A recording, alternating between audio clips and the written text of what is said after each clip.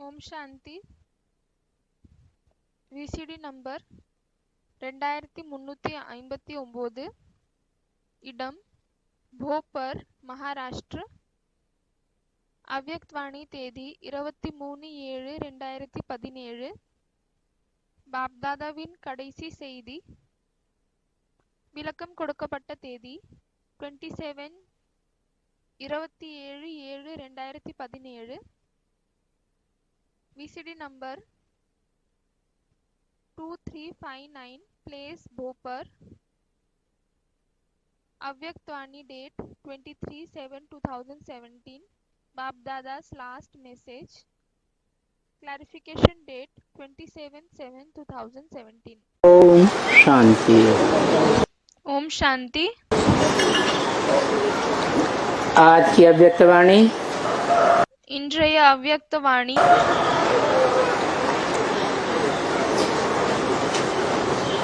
23/7/2017 2017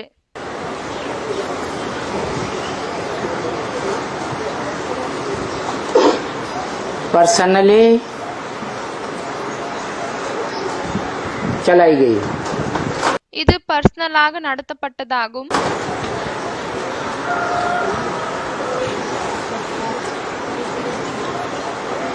अच्छा है, நல்லது। बाबा तो जानते हैं ना।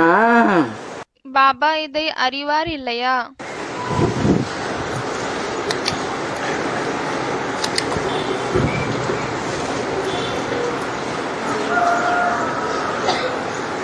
आप भी जानते हैं। நீங்களும் இதை அறிவீர்கள் कि बाबा क्या कहना चाहते हैं। பாபா என்ன சொல்ல விரும்புகிறார் என்று நீங்களும் அறிவீர்கள்।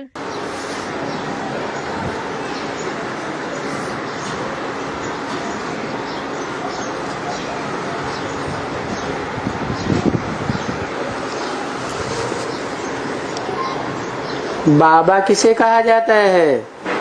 பாபா என்று யாரை சொல்லப்படுகிறது?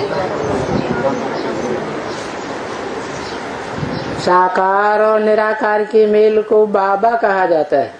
சாக்கார் பிறகு நிராகார், உருவம் பிறகு உருவம் இல்லாதவர், இவர்கள் இருவரின் இணைந்த ரூபத்தை தான் பாபா என்று சொல்லப்படுகிறது।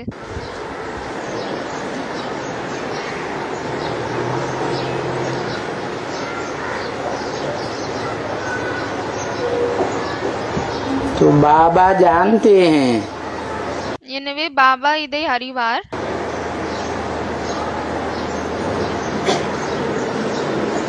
कि क्या कहना चाहते हैं, आप भी जानते हैं। என்ன சொல்ல விரும்புகிறார் இதை நீங்களும் அறிவீர்கள்। बाबा का ये संदेश பாபாவினுடைய இந்த சந்தேஷ सभी तक पहुंचाना है।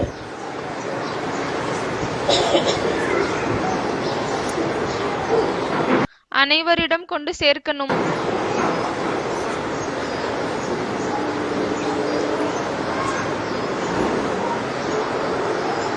सभी तक அனைவரிடம் माने कहाँ तक। அப்படின்னா எங்க வரைக்கும்?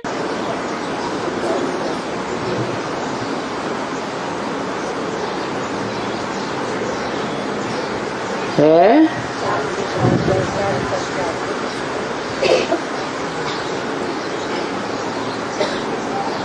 पहली बार ब्राह्मणों की दुनिया रची। முதல் தடவை பிராமணர்களின் உலகம் படைக்கப்பட்டது। ओम मंडली नाम पड़ा। அதற்கு ஓம் மண்டலின் பேர் கிடைத்தது। पसंद नहीं आई। பிறகு அது பிடிக்கவில்லை।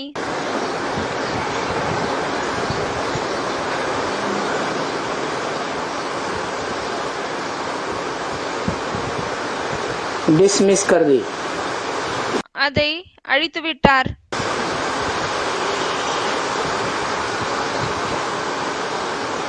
दूसरी बार ब्राह्मणों की दुनिया रची। இரண்டாவது தடவை பிராமணர்களின் உலகத்தை படைத்தார்.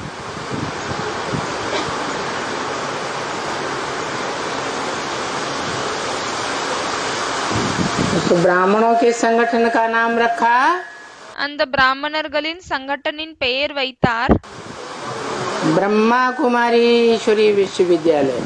என்ன? பிரம்மா குமாரி ஈஸ்வரிய விஸ்வவித்யாலயம்.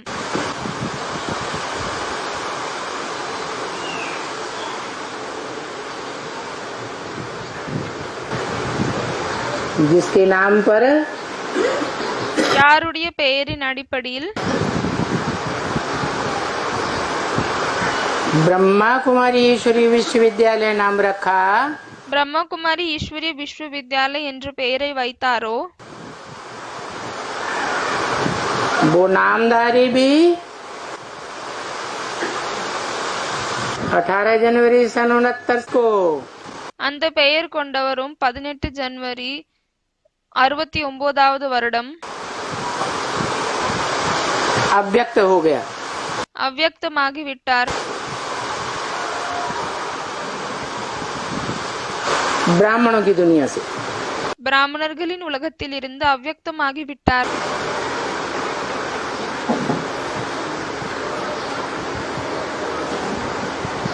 फिर क्या हुआ? பிறகு என்ன ஆகியது? जैसे और धर्म पिताएं आए दुनिया में எப்படி மற்ற தர்ம பிதாக்கள் இந்த உலகத்திற்கு வந்தார்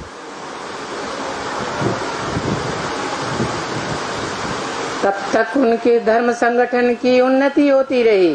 அப்பொழுது வரை அவர்களின் தர்மத்தின் சங்கட்டன் அதிகரித்துக் கொண்டே சென்றது.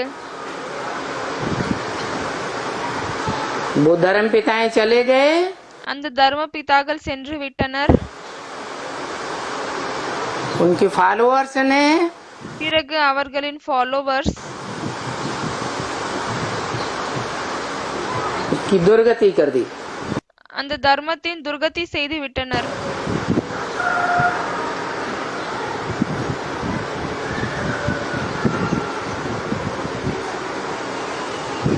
ऐसे ही அதே போல்தான் दादा लेखराज ब्रह्मा के शरीर छोड़ने के बाद தாதா லேக்ராஜ் பிரம்மா சரீரத்தை விட்ட பிறகு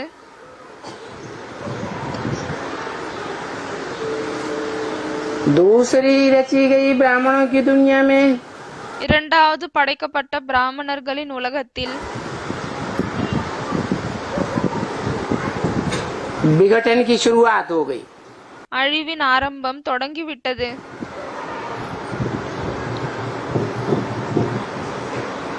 तुरंत उसी साल அதே வருடம் உடனடியாக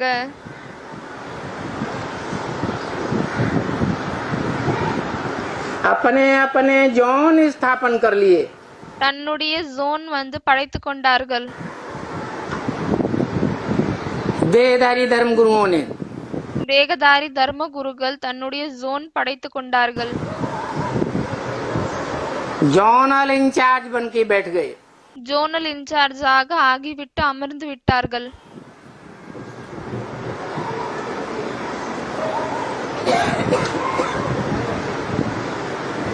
जो ब्राह्मणों का संगठन எந்த பிராமணர்களின் சங்கடன் मम्मा बाबा के समय மம்மா பாபாவினுடைய நேரத்தில் एक केंद्र माउंट आबू से संचालित होता था. ஒரே ஒருத்தர் மூலமாக மவுண்ட் ஆபுவிலிருந்து நடத்தப்பட்டதோ கண்ட்ரோல் செய்யப்பட்டதோ वो डिवाइड हो गया. அது டிவைட் ஆகிவிட்டது.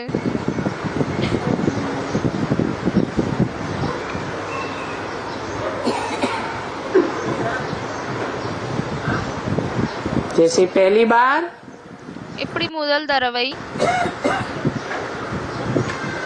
संगठन का पूरा विघटन होने में சங்கடன் முழுமையாக அழிவதற்காக सन 42-45 से लेकर 42-45 இருந்து जो दुनिया में भी द्वितीय विश्व युद्ध हुआ था, எந்த நேரத்தில் உலகத்திலும் இரண்டாவது உலகப் போர் நடந்தது. हिरोशिमा लोप हो गई, ஹிரோஷிமா காணாம போகிவிட்டது.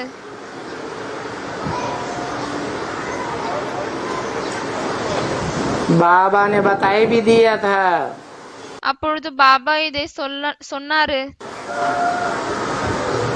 टूट गई है माला, मोती बिखर गए,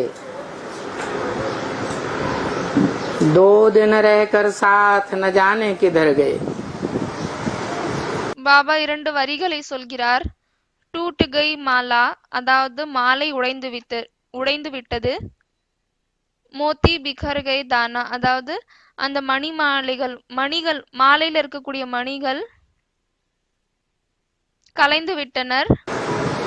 2 दिन रहकर साथ न जाने किधर गई, 2 நாள் கூட இருந்து அதுக்கப்புறமா எங்க போனாங்கன்னே தெரியல. तो 42 से 45 से लेकर எனவே 42 45 இருந்து 47 तक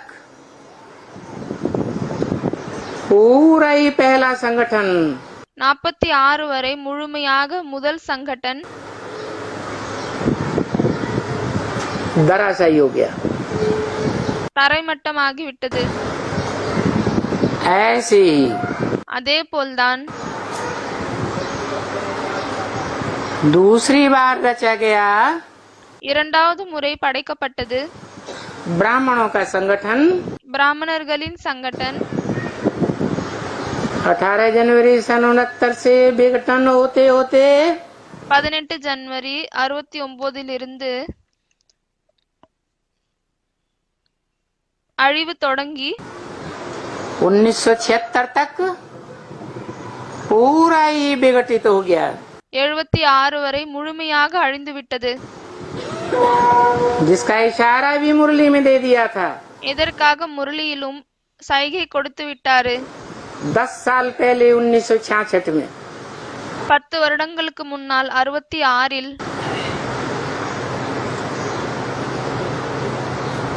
10 साल में पुरानी दुनिया का विनाश, नई दुनिया की स्थापना होगी। 10 வருடங்களில் புதிய உலகம் படைக்கப்படும், பழைய உலகம் அழிக்கப்படும்.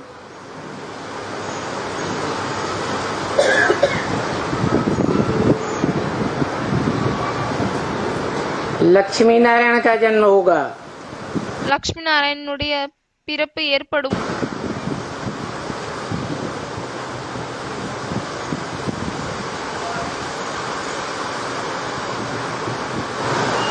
तो 1976 में எனவே 1976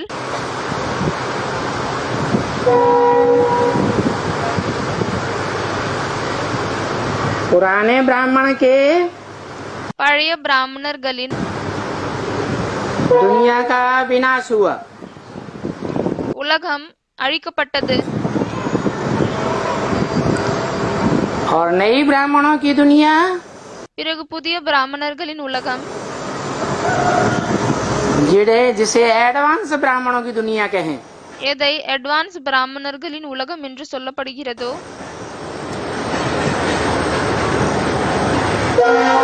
आरंभ हो गई।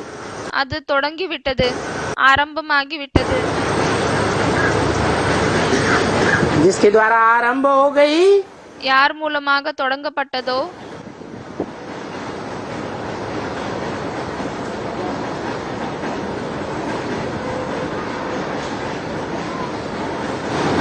उसके द्वारा அவர் மூலமாக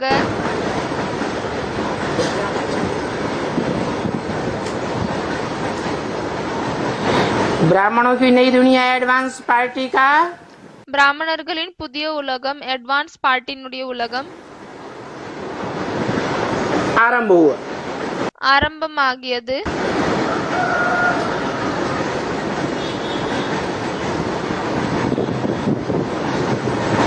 और जैसे शास्त्रों में लिखा है, பிறகு எப்படி சாஸ்திரங்களில் எழுதப்பட்டிருக்கிறது,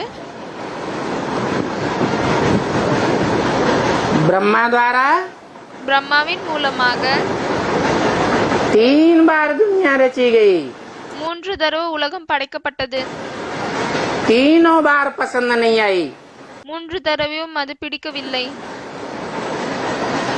ध्वस्त कर दी. பிறகு அதை அழித்து விட்டார்.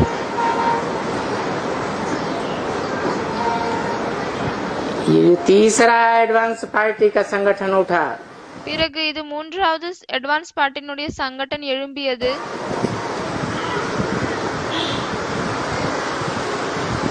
उन अजीज बच्चों के सामने ही बोल दिया, तुम बच्चे कहकर. அந்த அன்பான குழந்தைகளுக்கு முன்னாலே சொல்லிவிட்டார், குழந்தைகளாகிய நீங்கள் என்று சொன்னார்.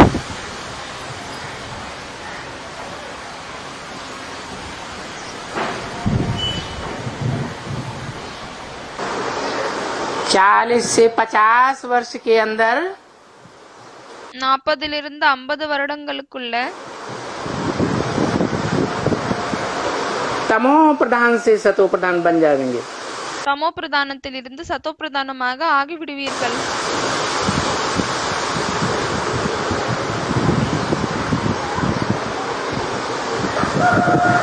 दूसरी ब्राह्मणों की दुनिया இரண்டாவது பிராமணர்களின் உலகம், और पहली ब्राह्मणों की दुनिया. பிறகு முதல் பிராமணர்களின் உலகம். दोनों के संगठन का आरंभ இரண்டு சங்கடனுடைய ஆரம்பம், சங்கடன் என்றால் குழு, और अंत பிறகு கடைசி முடிவு 40 वर्ष के अंदर हुआ. 40 வருடங்களுக்குள் ஏற்பட்டது.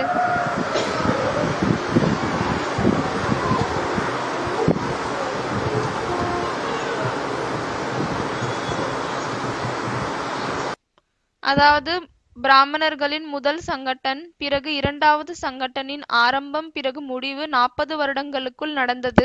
पहला 10 वर्ष में, முதல் சங்கடன் 10 வருடங்களில் 36 37 से 47, 36 37 இருந்து 46 வரையும், 36 37 இருந்து 46 வரை.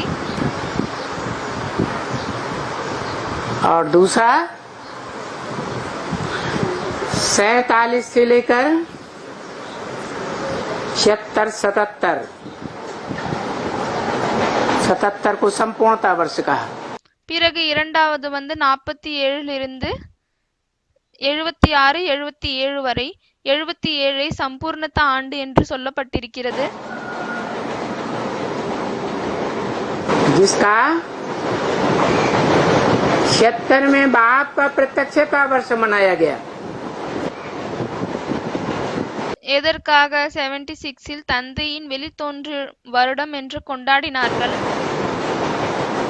जिस बाप के द्वारा எந்த தந்தையின் மூலமாக? ब्राह्मणों की பிராமணர்களின் वही बीज रूप दुनिया का आरंभ हुआ. அதே விதை ரூபமான பிராமணர்களின் உலகம் தொடங்கியது. जो सन 1936-37 में हुआ था. இது வருடம் 1936 37 நடந்தது.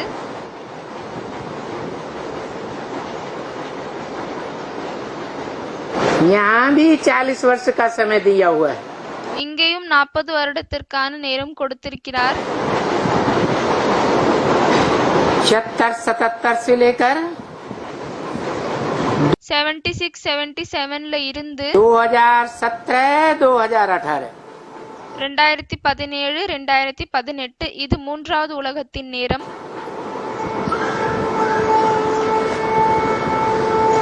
क्योंकि 40 से 50 वर्ष बोला, ஏனென்றால் 40 50 வருடங்கள் என்று சொல்லியிருக்கிறார். इसलिए 10 वर्ष और. அதனால்தான் இன்னும் 10 வருடங்கள் पूरी राजधानी स्थापन होने में முழுமையாக ராஜதானி ஸ்தாபனை ஆகுவதற்காக.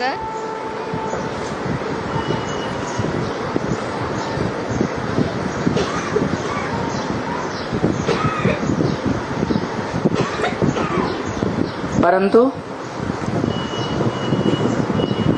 राजा की राजधानी का ஆனால் ராஜாவினுடைய ராஜதானி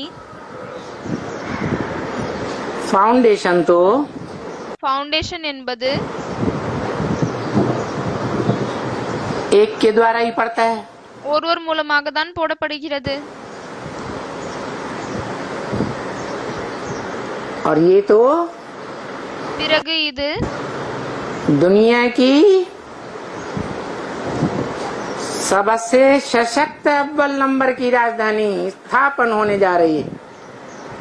உலகத்தின் மிகவும் சக்திசாலி முதல் நம்பர் ராஜதானி ஸ்தாபனை ஆகவிருக்கிறது. परंतु ஆனால்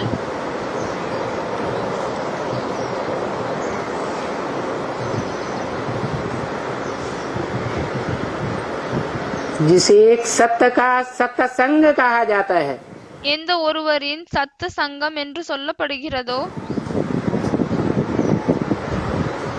वो सत्य तो एक ही होता है। அந்த உண்மையானவர் ஒருத்தர் தான் இருக்கிறார். जिसे कहते हैं गॉड इज ट्रुथ। யாரே காட் இஸ் ட்ரூத் என்று சொல்லப்படுகிறது. கடவுள் உண்மையானவர். Truth is God. Truth is God. உண்மைதான் பகவான்.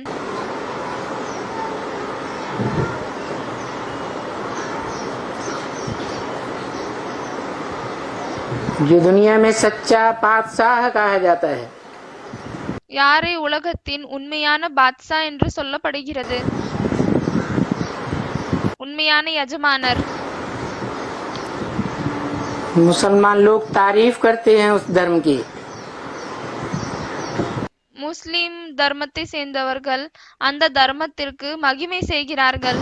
अल्लाह अव्वल दीन। அல்லாஹ் அவ்வல் தீன் என்று சொல்கிறார்கள்.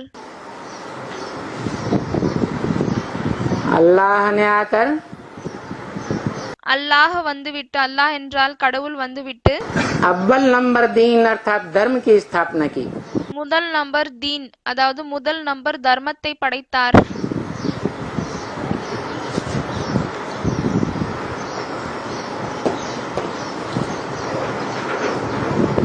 तो साबित हो जाता है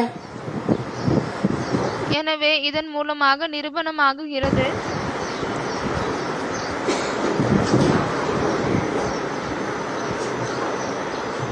कि एक के द्वारा ही राजधानी का फाउंडेशन என்னவென்றால் ஒருத்தர் மூலமாக தான் ராஜதானியினுடைய ஃபவுண்டேஷன் डालने का अभियान शुरू होता है।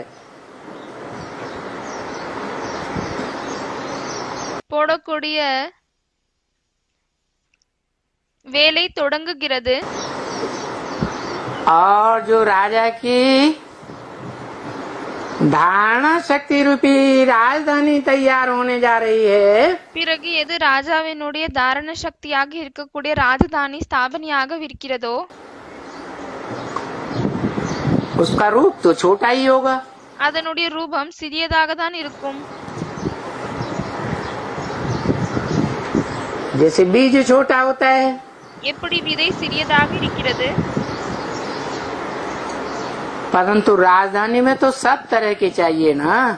ஆனால் ராஜதானியில் அனைத்து வகையானவர்களும் தேவை இல்லையா? राजा भी चाहिए, रानी भी चाहिए, ராஜையும் தேவை, ராணியும் தேவை,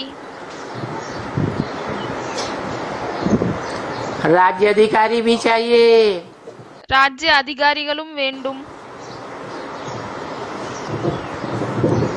राज परिवार के भांति भी चाहिए, ராஜ குடும்பத்தை சேர்ந்தவர்களும் வேண்டும், दास दासी भी चाहिए, चंडाल भी चाहिए, தாசதாசிகளும் வேண்டும், சண்டாளர்களும் வேண்டும்.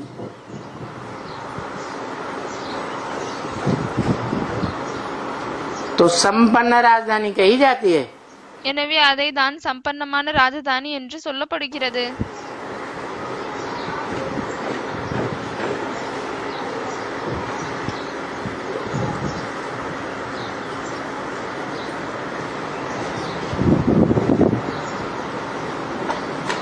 जब है ही सच्चा पातशाह, எப்பொழுது அவர் உண்மையான எஜமானராக இருக்கிறாரோ,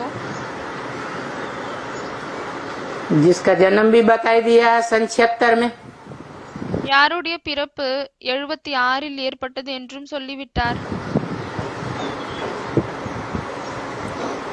77 में संपूर्णता वर्ष, 77 சம்பூர்ணதா ஆண்டு.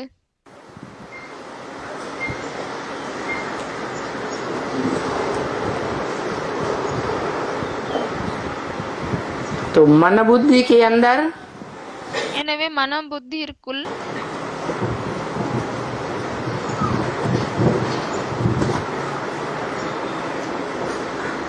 विश्वास और पक्का निश्चय बैठने की बात है।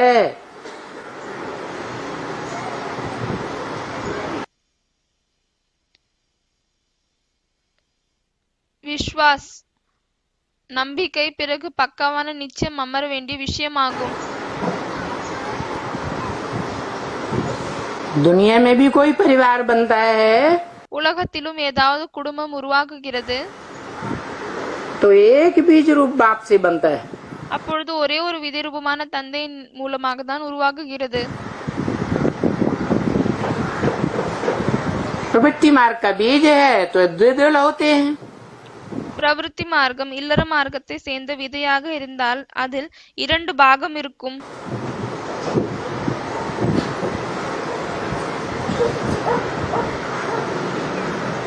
दोनों दलों का कनेक्शन 2 பாகத்தினுடைய கனெக்ஷன்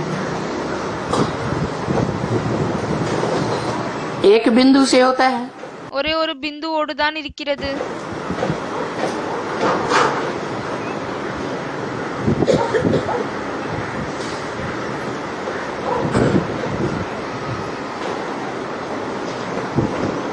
तो यहाँ ब्राह्मणों की दुनिया में भी எனவே இங்கேயும் பிராமணர்களின் உலகத்தில்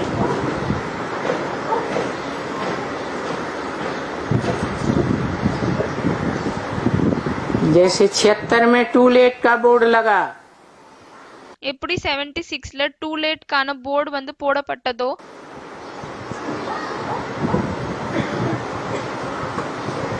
जिसका एम ऑब्जेक्ट दिया था எதனுடைய லட்சியம் கொடுக்கப்பட்டது, नर से नारायण बनना है ஆணிலிருந்து நாராயணனாக ஆகணும், और नारी से பிறகு பெண்ணிலிருந்து लक्ष्मी बनना है। லட்சுமி ஆகணும். बनेंगे तो नंबरवार, வரிசைகரமாக தான் ஆகுவார்கள். लेकिन अव्वल नंबर कोई तो होता है ஆனாவது முதல் நம்பரில் யாராவது ஒருத்தவங்க இருப்பாங்க இல்லையா, जिसको आगे रखा जाता है। யாரை முன்னால் வைக்கப்படுகிறது.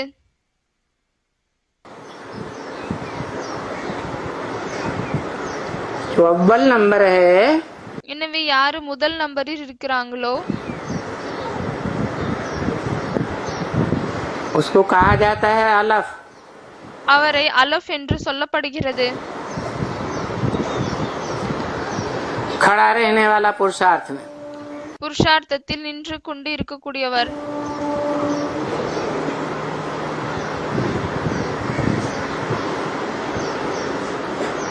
पुरुषार्थ करते करते புருஷார்த்தம் செய்து கொண்டே இருக்கும் பொழுது नर से डायरेक्ट नारायण नहीं मन पाता उसी जीवन में, मन पुरुषार्थ जीवन में அதே வாழ்க்கையில் ஆக முடியவில்லை, அதாவது புருஷார்த்த வாழ்க்கையில் ஆக முடியவில்லை, पड़ जाता है, गिर जाता है, கீழே விழுந்து விடுகிறார். तो उसको बताया बे। எனவே அதை தான் பே என்று சொல்லியிருக்கிறார். उर्दू का पहला अक्षर உருதுவினுடைய முதல் எழுத்து अलफ खड़ा हुआ डंडा होता है। அலஃப். எனவே அந்த அலஃப் வந்து நின்னு கொண்டிருக்கக்கூடிய கொம்பு போல இருக்கும். दूसरा अक्षर बे, இரண்டாவது வார்த்தை பே. पड़ा हुआ डंडा होता है। அந்த எழுத்து கீழே விழுந்திருக்க கொம்பு போல் இருக்கும். तो नई दुनिया की राजधानी का फाउंडेशन जिस एक के द्वारा लगाया जाता है, எனவே புதிய உலகத்தின் ராஜதானியினுடைய ஃபவுண்டேஷன் எந்த ஒருத்தர் மூலமாக போடப்படுகிறதோ उसी के लिए गीता में बोला है, அவருக்காக தான் கீதையில் சொல்லியிருக்கிறார்கள்.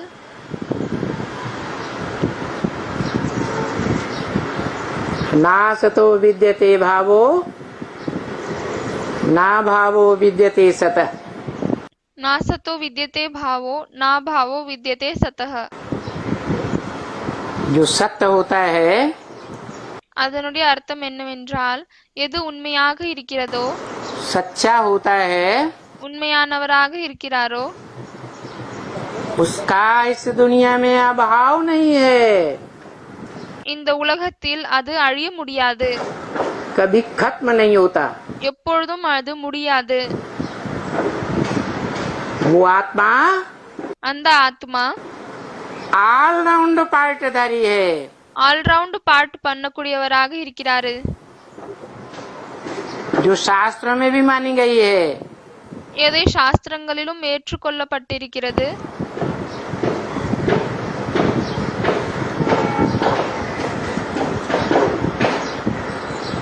एक ही व्यक्तित्व है, ஒரே ஒரு மனிதன் தான் இருக்கிறார்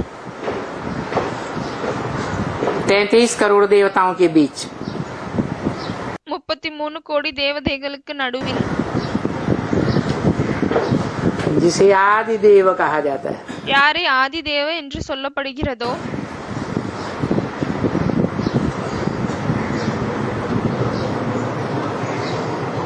जिसके माता पिता का नाम कोई नहीं जानता, யாருடைய அம்மா அப்பாவினுடைய பெயர் யாருமே அறிய மாட்டார்கள், जिसकी कभी मृत्यु नहीं होती, யாருக்கு எப்பொழுது மரணமே ஏற்படுவதில்லை. मना அப்படின்னா पार्ट की मृत्यु नहीं होती. அந்த பாட்டுக்கு தான் மரணம் ஏற்படாது. इस संसार चक्र में இந்த சம்சார சக்கரத்தில் आदि से अंत तक पार्ट बजाता है. உலக சக்கரத்தில் ஆரம்பத்திலிருந்து கடைசி வரை பாட்டு பண்றாரு.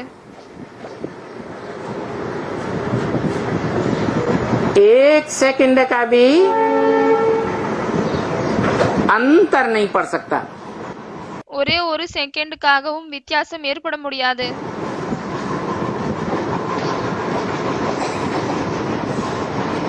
लेकिन ஆனால் महामृत्यु के समय மகாமிருத்தியினுடைய நேரத்தில்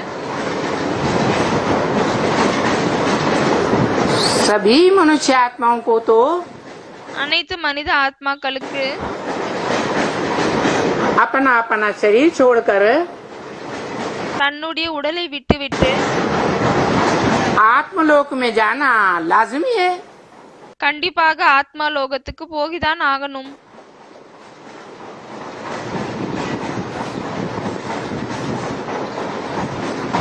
तो बताया ब्रह्म वाक्य में, எனவே பிரம்ம வாக்கியத்தில் சொல்லியிருக்கிறார்,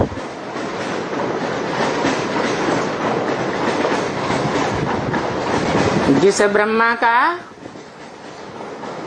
वाक्य ही अटल है, எந்த பிரம்மாவினுடைய வார்த்தைகளே உறுதியானதாகும். वो दाढ़ी मूछ वाला ब्रह्मा अटल नहीं है. அந்த மீசை தாடி கொண்ட பிரம்மா நிலைந்தவர் இல்லை, अखंड नहीं है. அகண்டமானவர் இல்லை. लेकिन ब्रह्मम वाक्यम जनार्दनम कहा जाता है. ஆனால் பிரம்மம் வாக்கியம் ஜனார்தனம் என்று சொல்லப்படுகிறது.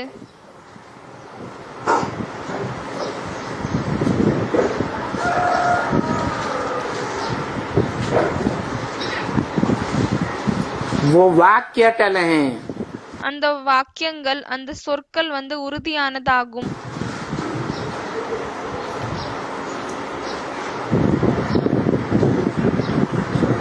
उसी वाक्य में बोला, அதே சொற்களில் தான் சொல்லியிருக்கிறார், जिसे हम मुरली कहते हैं, मुरली वाक्य, எதை நாம் முரளி என்று சொல்கிறோமோ முரளியின் சொற்கள் कि षष्ठी पर सदा कायम कोई चीज है नहीं। सदा இந்த உலகத்தில் எதுவுமே எப்பொழுதற்காகவும் நிரந்தரமானது இல்லை. कायम एक शिव बाबा ही है। வெறும் ஒரே ஒரு சிவபாபா தான் எப்பொழுதும் நிரந்தரமானவர் ஆவார். शिव बाप भी नहीं। சிவ தந்தையும் கூட இல்லை.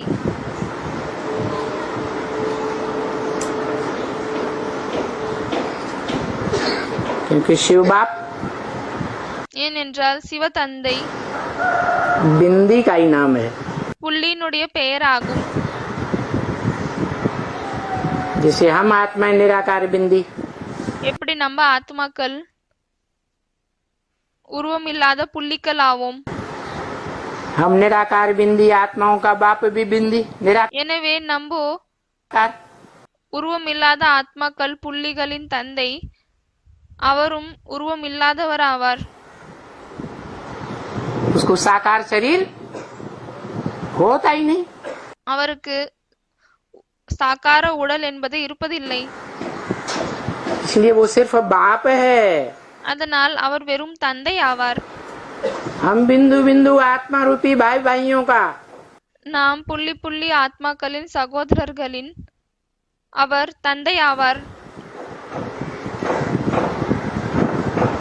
दूसरा कोई संबंध नहीं। வேற எந்த ஒரு சம்பந்தமும் இல்லை.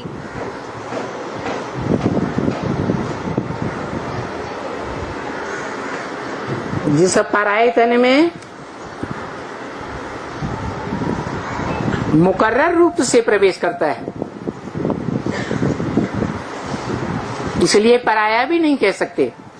எந்த ஒரு வேறு ஒரு உடலில் அவர் நிரந்தரமான ரூபத்தில் நுழைகிறார், அதனால் அந்த உடலை வேறு ஒரு உடல் என்றும் சொல்ல முடியாது.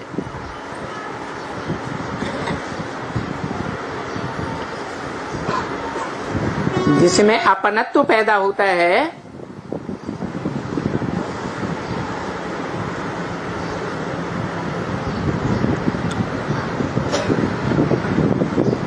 उसी पर आशिक हुआ जाता है।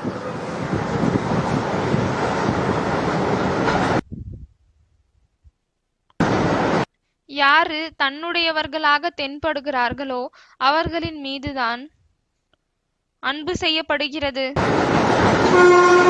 और परिवार बनाने के लिए हर पिता பிறகு குடும்பத்தை உருவாக்குவதற்காக ஒவ்வொரு தந்தையும் आशिक रूप में காதலன் ரூபத்தில் कोई न कोई माता को अपनाता है। ஏதாவது ஒரு அம்மாவை தனதாக்கிக் கொள்கிறார்கள். इसलिए शिव बाप भी कहते हैं ब्रह्मा मुख से, அதனால்தான் சிவ தந்தையும் பிரம்மாவினுடைய வாயின் மூலமாக சொல்கிறார், मैं जिस तन में भी प्रवेश करता हूँ उसका नाम நான் எந்த ஒரு உடலிலும் நுழைகிறேனோ அவருடைய பெயர் ब्रह्मा रखता हूँ। பிரம்மா என்று வைக்கிறேன். और ब्रह्मा एक नहीं होता है, பிறகு பிரம்மா ஒருவர் இல்லை, अनेक नामधारियों के नाम ब्रह्मा। நிறைய பெயர் கொண்டவர்களின் பெயர் பிரம்மா என்று இருக்கிறது. चित्र भी मिलते हैं, मूर्तियाँ भी मिलती हैं। படங்களும் கிடைக்கிறது, மூர்த்திகளும் கிடைக்கிறது. चतुर्मुखी ब्रह्मा, நாலு தலை கொண்ட பிரம்மா, पंचमुखी ब्रह्मा, 5 தலை கொண்ட பிரம்மா. परंतु दुनिया में उनकी पूजा नहीं होती, मंदिर नहीं होते, कोई याद ஆனால் உலகத்தில் அவங்களுக்கு பூஜை நடப்பதில்லை, கோவிலும் இல்லை, नहीं करता। யாரும் நினைப்பதில்லை.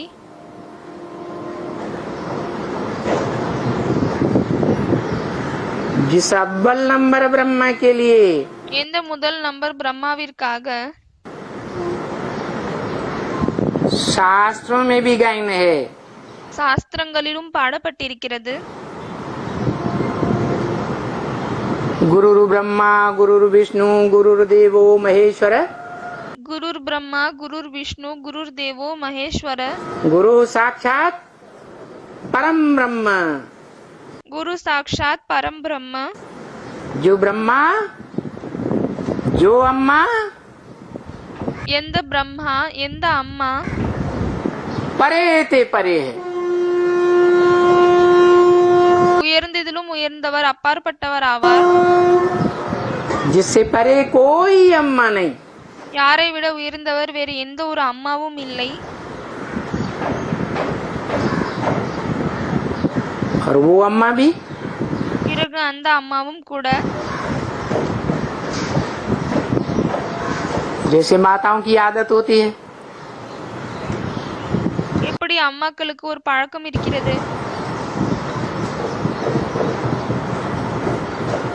सुनी सुनाई बातों से भारतवासियों ने दुर्गति पाई. क्यों? கேட்கப்பட்டு சொல்லக்கூடிய விஷயங்களின் மூலமாக பாரதவாசிகள் துர்கதியை அடைகிறார்கள். ஏன்? क्योंकि माताएं सुनी सुनाई बातों पर जल्दी विश्वास कर लेती. ஏனென்றால் அம்மாக்கள் சொல்லப்பட்ட விஷயங்களை சீக்கிரமாக நம்பிவிடுகிறார்கள். नहीं तो बाबा ने बोला है, இல்லையானால் பாபா சொல்லியிருக்கிறார். ब्रह्म वाक्य मुरली में ही बोला है, பிரம்ம வாக்கிய முரளியிலே சொல்லியிருக்கிறார்.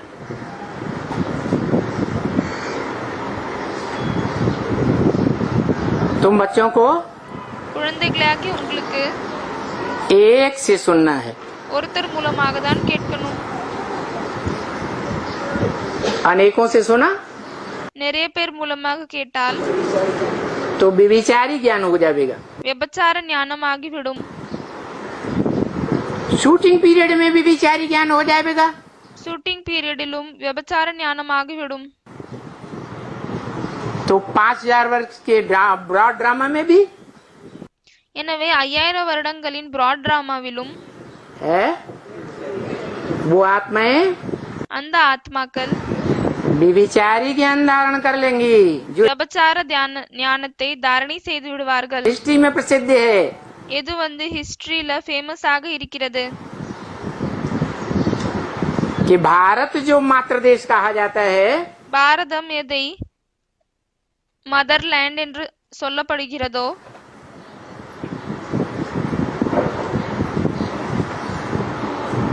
தாய்நாடு என்று சொல்லப்படுகிறதோ जिस माता की गोद से सारी दुनिया जन्म लेती है, எந்த தாயினுடைய மடியிலிருந்து முழு உலகமும் பிறக்கிறதோ सारी दुनिया ब्रह्मा की औलाद, முழு உலகமும் பிரம்மாவினுடைய குழந்தைகள். वो परम ब्रह्म அந்த பரம் பிரம்மா वो भी அவரும் अव्वल ब्रह्मा होने के नाते முதல் நம்பர் பிரம்மாவாக இருக்கும் காரணத்தால் भले जहाँ जन्म लेता है उसी जीवन में कन्वर्ट नहीं होता, பலே எங்கு பிறக்கிறாரோ அதே வாழ்க்கையில் கன்வெர்ட் ஆகுவதில்லை.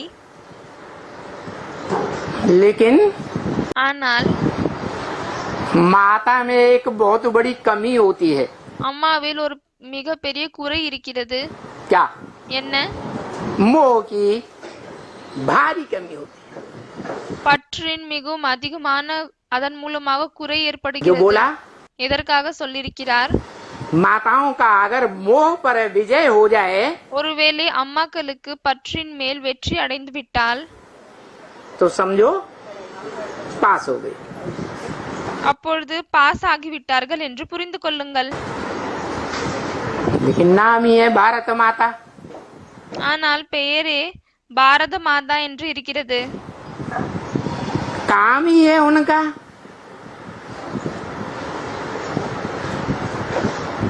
कि ये भारत में स्त्री रूप में जन्म लेने वाली माताएं இவர்கள் பாரதத்தில் பெண் ரூபத்தில் பிறக்கக்கூடிய மாதாக்கள்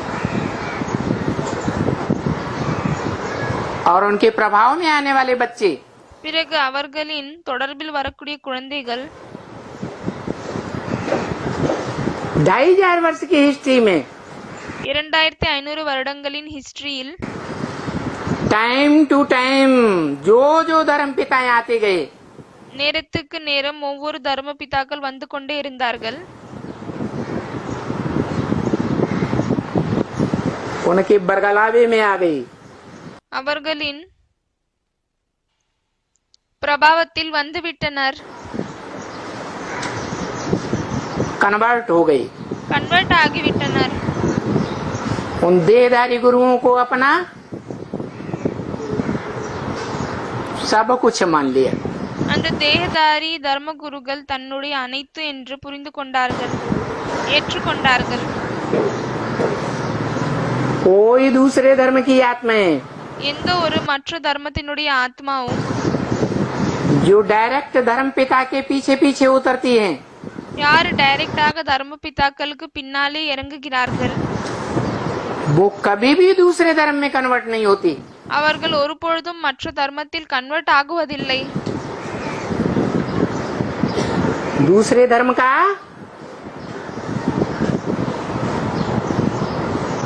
धर्म ग्रंथ नहीं छूती, மற்ற தர்மத்தினுடைய தர்ம புத்தகத்தை தொடுவதும் இல்லை, नहीं पढ़ते. அதே போல் படிப்பதும் இல்லை.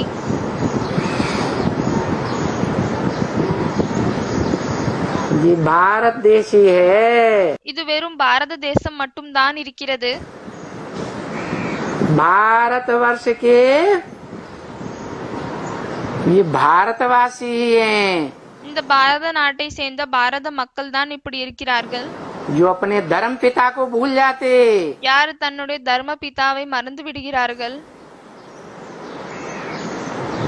धर्म ग्रंथ को भूल जाते, தர்ம புத்தகத்தை மறந்து விடுகிறார்கள்,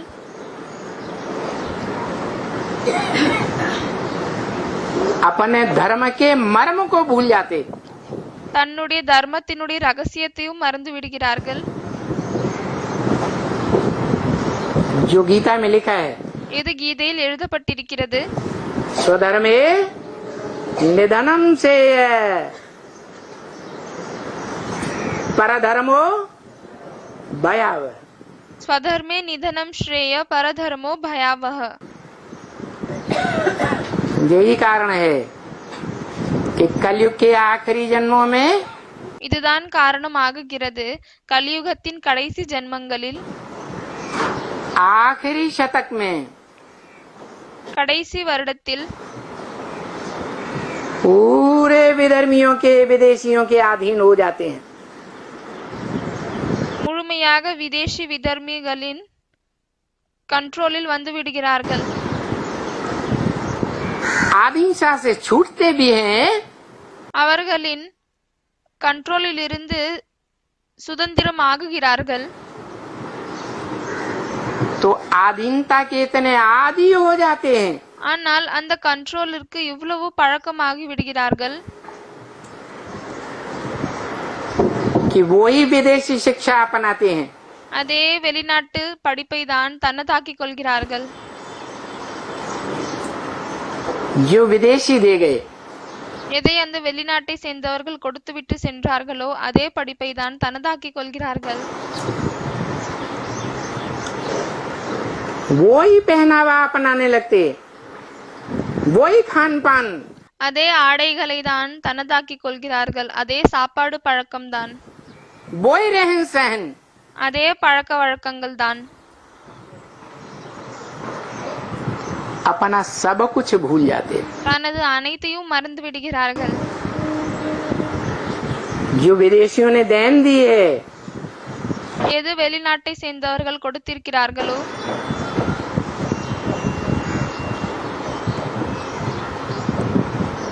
हमारी सभ्यता देखो कितनी ऊंची है. நம்மளுடைய கலாச்சாரம் பண்பாடு பாருங்கள் எவ்வளவு உயர்ந்ததாக இருக்கிறது. हमारी बताई हुई पढ़ाई पढ़ो, पढ़ करके नौकर बनो. நாங்க சொல்ற படிப்பை படிங்க, அதன் மூலமாக வேலைக்காராகுங்க. मन दास दासी बनो. அப்படின்னா வேலைக்காரியாக ஆகுங்க. और ये बहुत ऊंची बात है. பிறகு இது மிகவும் பெரிய விஷயமாகும். देखा जाए ஒரு இப்படி பார்த்தால் तो आज भारत के இன்று பாரதத்தில் नौजवान இளைஞர்கள் जो जहीन माने जाते हैं, யார் ஃபர்ஸ்ட் கிளாஸ் என்று ஏற்றுக்கொள்ளப்படுகிறதோ और उनके माँ बाप भी பிறகு அவர்களின் அம்மா அப்பாவும் उन बच्चों को भारत की सेवा करने के लिए नहीं उकसाते। அந்த குழந்தைகளை பாரதத்தின் சேவையை செய்யுங்கள் என்று சொல்லுவதில்லை, विदेश में नौकरी करने के लिए भेज देते हैं। வெளிநாட்டில் வேலை செய்வதற்காக அனுப்பிவிடுகிறார்கள். பிறகு இதை நிரூபிக்கிறார்கள். कि भारतीय सर्वोच्च धर्म ग्रंथ பாரதத்தின் தலை சிறந்த தர்ம கிரந்தம் தர்ம புத்தகம் जिसमें लिखा है स्वधर्मे निधनम श्रेय परधर्मो भयावह। எதுல எழுதப்பட்டிருக்கிறது? ஸ்வதர்மே நிதனம் ஸ்ரேய பரதர்மோ பயாவஹ. अपनी ज्योति बिंदु आत्मा के धर्म में தன்னுடைய ஜோதி பிந்து ஆத்மாவினுடைய தர்மத்தில் रहते हुए இருந்து கொண்டே संघर्ष करते हुए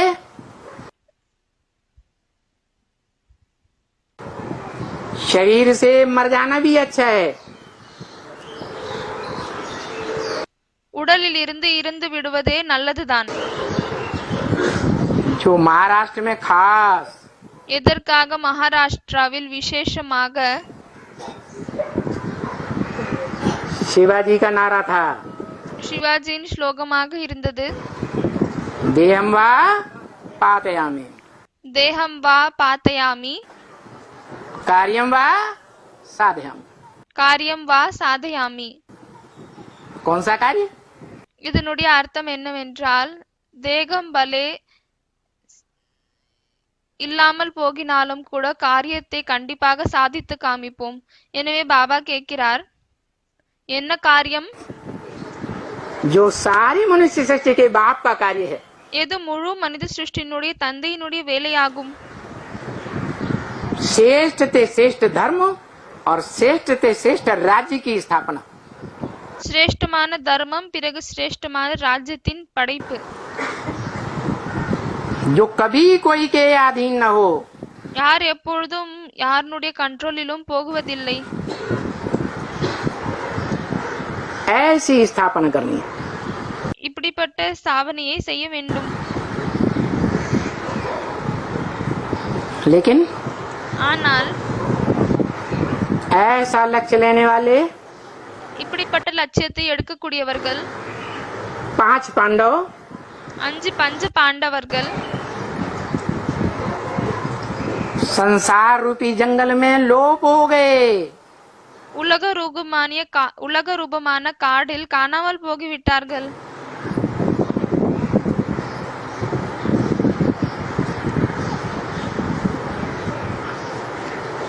बहुत प्रयास करने पर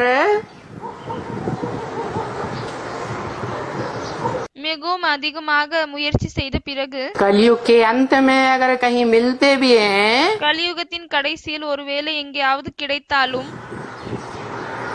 जो शास्त्रों में गायन है எதற்காக சாஸ்திரங்களில் பாடப்பட்டிருக்கிறது, कि पांडवों ने பாண்டவர்கள் लंबे समय तक वनवास लिया। நீண்ட காலம் வரை வனவாசத்தை எடுத்துக்கொண்டார்கள், காட்டில் இருந்தார்கள். और वो वनवास का समय कहाँ बिताया?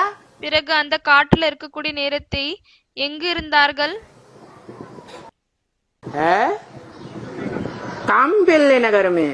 காம்பில்ய நகரத்தில் இருந்தார்கள். जो कपिल मुनि की बसाई हुई नगरी है। இது கபில் முனி மூலமாக படைக்கப்பட்ட நகரமாகும். कपिल मुनि सांख्य शास्त्र के बड़े प्रणेता माने गए हैं। கபில் முனி சாங்கிய சாஸ்திரத்தினுடைய மிக பெரிய படைப்பாளர் என்று கருதப்பட்டிருக்கிறார். सांख्य का अर्थ है सह आख्या। எந்த சாங்கியனுடைய அர்த்தம் என்னவென்றால் செஹ ஆக்யா இலக்கம். अर्थात विस्तृत व्याख्या के साथ जो बात समझाई जाए उसका नाम है सांख्य। அதாவது விஸ்தாரமாக இருக்கக்கூடிய விளக்கங்கள் மூலமாக எது சொல்லப்படுகிறதோ அதனுடைய பெயர்தான் சாங்கிய ஆகும். और गीता में कहा है सांख्य योग पृथक बाला प्रवदंती ना पंडिता। பிறகு கீதையில் சொல்லப்பட்டிருக்கிறது சாங்கிய யோகோ பிருத்தக் பாலா பிரவதந்தின பண்டித. सांख्य और योग சாங்கிய பிறகு யோகம் ये अलग अलग नहीं है। இது இரண்டும் தனித்தனியானது இல்லை. जो सांख्य है எது சாங்கியமாக இருக்கிறதோ वही योग है। அதுதான் யோகமாகும். इसलिए அதனால்தான் भारतीय परंपरा में பாரதிய பரம்பரையில் गांव गांव में शहर शहर में ஒவ்வொரு கிராமத்திலும் ஒவ்வொரு சிட்டிலையும் देश में विदेश में जो भी खुदाइयां हुई हैं தேசத்தில் விதேசத்தில் எந்த அகல ஆராய்ச்சி எல்லாம் நடக்கப்பட்டிருக்கிறதோ उनमें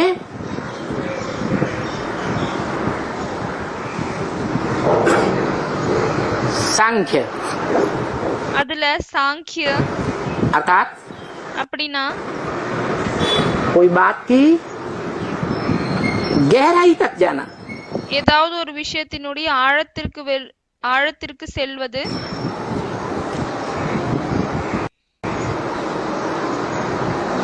अच्छे से समझना, நல்ல விதமாக புரிந்து கொள்வது, जो दूसरों को भी समझाई जा सके। எது மற்றவர்களுக்கும் புரிய வைக்கப்படுமோ,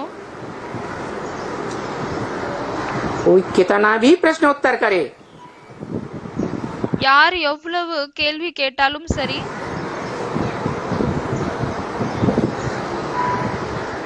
कितने भी रावण के सर निकलते रहे, எவ்வளவோ ராவணனுடைய தலைகள் வெளியே வந்து கொண்டே இருந்தாலும் சரி, राम के बाण मार मार करके ராமருடைய அம்பு வீசி வீசி सभी सरों का खंडन करता रहे, அனைத்து தலைகளையும் அழித்து கொண்டே இருக்கணும்.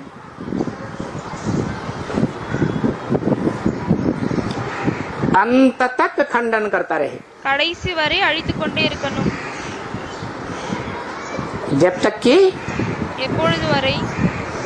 16,000 नसेनानियां 16,000 நிரம்புகள் நாடிகள், जिनमें आधी எதுல பாதி शुद्ध खून बहाने वाले நல்ல ரத்தத்தை ஓட்டக்கூடியவர்கள், और आधी பிறகு பாதி अशुद्ध खून काला खून बहाने वाली नाड़ियां होती हैं। அசுத்தமான ரத்தம் கருப்பு ரத்தத்தை ஓட்டக்கூடிய நாடிகள் நரம்புகளாக இருக்கிறது. वो नाड़ियों का मेल அந்த நாடிகளின் கனெக்ஷன் नाभि में हो जाए நாபில இருக்கிறது. और वो नाभि कुंड में ऐसा बाण लगे பிறகு அந்த நாபில இப்படி அம்பு வீசப்படணும், जो रावण का क्रियाकर्म हो जाए। எதன் மூலமாக ராவணனுக்கு கடைசி சம்ஸ்காரங்கள் நடந்து விடணும்.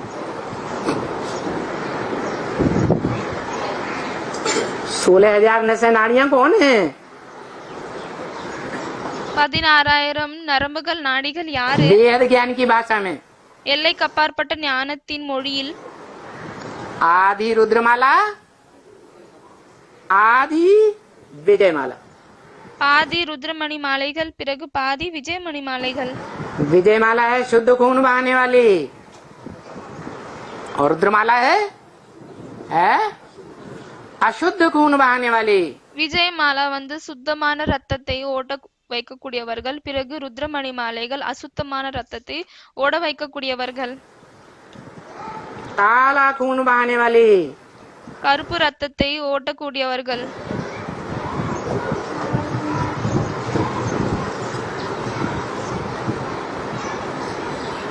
खून माने ரத்தம் என்றால் संकल्प शक्ति। எண்ணங்கள், சங்கல்ப சக்தி. संकल्प शक्ति का ओरिजिन तो சங்கல்ப சக்தியினுடைய ஆரம்பம் एक ही आत्मा से होता है ஒரே ஒரு ஆத்மாவின் மூலமாக தான் நடக்கிறதா, या दो आत्माओं से होता है? இல்லையானால் இரண்டு ஆத்மாக்களின் மூலமாக நடக்கிறதா? है? संकल्प शक्ति शुद्ध रूप में कहें 100%, சங்கல்ப சக்தி சுத்தமான ரூபத்தில் 100% என்று சொன்னால் तो उसका ओरिजिन करने वाली एक ही आत्मा त्रिकालदर्शी शिव। எனவே அதனுடைய ஆரம்பம் செய்யக்கூடியவர் ஒரே ஒரு திரிகாலதர்சி சிவன் தான் ஆவார். 3 காலத்தை அறியக்கூடிய சிவன் ஆவார். जो निराकार ज्योति बिंदु आत्माओं का बाप ज्योति बिंदु निराकार है, யார் நிராகார் ஜோதிர்பிந்துவினுடைய தந்தை ஜோதி பிந்துவாக இருக்கிறார், जिससे निराकारी ज्ञान का अकूट भंडार का वर्षा मिलता है। யார் மூலமாக நிராகார் ஞானத்தினுடைய அழிவில்லாத ஆஸ்தி கிடைக்கிறது, ஞானத்தின் ஆஸ்தி கிடைக்கிறது. लेकिन निराकारी ज्ञान ஆனால் நிராகாரி ஞானம்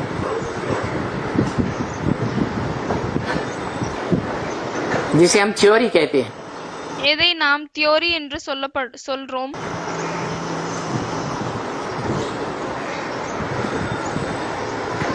उस थ्योरी को प्रैक्टिकल जीवन में அந்த தியோரியை பிராக்டிக்கல் வாழ்க்கையில் जो सुप्रीम सोल बाप का बड़ा बच्चा யார் சுப்ரீம் சோல் தந்தையினுடைய பெரிய குழந்தை 500 करोड़ मनुष्य आत्माओं में 500 கோடி மனித ஆத்மாக்களில்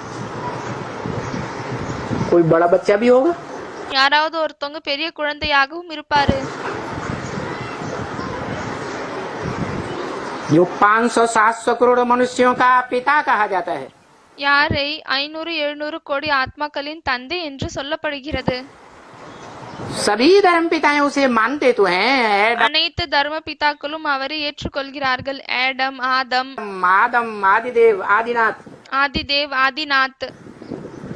लेकिन जानते नहीं हैं। ஆனால் யாருமே அதை அறிவதில்லை.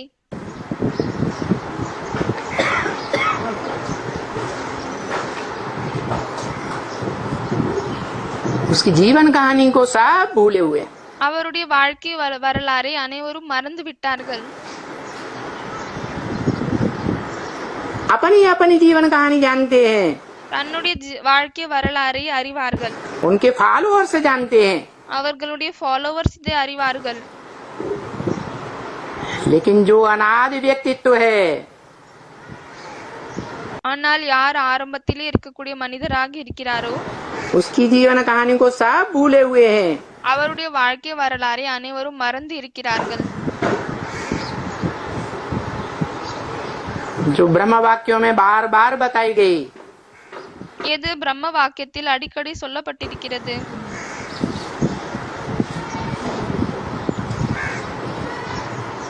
कि एक ही शिव बाबा है जिसकी जीवन कहानी ஒரே ஒரு சிவ பாபா தான் இருக்கிறார். யாருடைய வாழ்க்கை வரலாறு कैसी है? எப்படி இருக்கிறது? है कौड़ी तोड़ ले है, एक ही जीवन कहानी है जो बर्थ पाउंड जिसे कहें, बर्थ पाउंड जन्म भी कहें।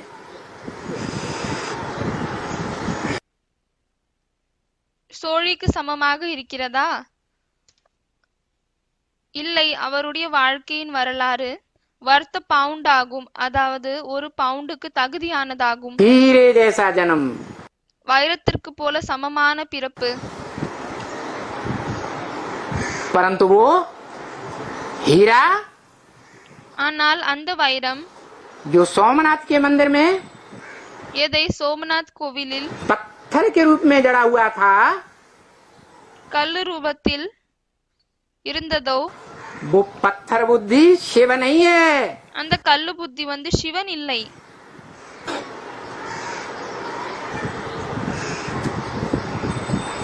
कोई मनुष्य आत्मा संघ के रंग में आकर बनती है, ஏதாவது ஒரு மனிதன் சங்க தொடர்பில் ஆகுகிறது. जो मूल रूप में माता का पार्ट बजाती है। யார் முழுமையான ரூபத்தில் முக்கியமான ரூபத்தில் அம்மாவினுடைய பாட்டை செய்கிறாரு? भारत माता, பாரத அம்மா.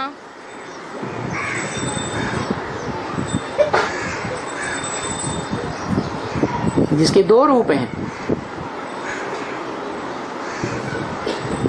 எதற்கு இரண்டு ரூபங்கள் இருக்கிறது? एक निराकारी ज्योति बिंदु, ஒன்னு நிராகார ஜோதி பிந்து, मनन चिंतन मंथन करने वाला, மனன் சிந்தனை அதாவது சிந்திக்க யோசிக்க கூடியவர்.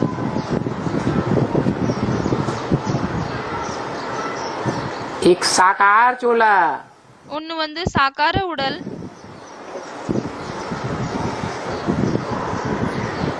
पांच तत्वों का संघात, ஐந்து தத்துவங்களின் இணைந்த ரூபம், प्रकृति रूपिणी माता, பிரகிருதி இயற்கை ரூபமாக இருக்கக்கூடிய அம்மா. इसके दो रूप हैं, एक सात्विक रूप, அதற்கு இரண்டு ரூபங்கள் இருக்கிறது. ஒன்னு வந்து சத்தோ பிரதானமான ரூபம், लक्ष्मी के रूप में, லட்சுமியின் ரூபத்தில். दूसरा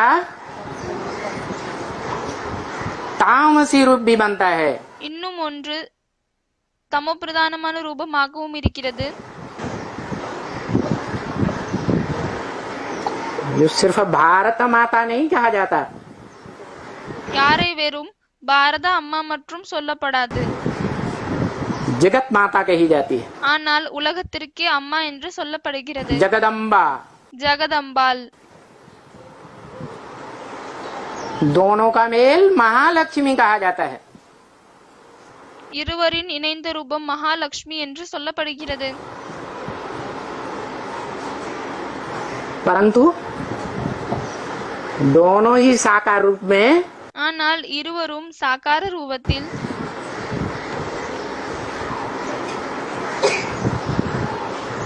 स्वयं मनन चिंतन मंथन करने वाली चैतन्य शक्तियां नहीं है। அவர்கள் தானே சிந்திக்கும் யோசிக்கக்கூடிய சைத்தன்யமான சக்திகள் கிடையாது.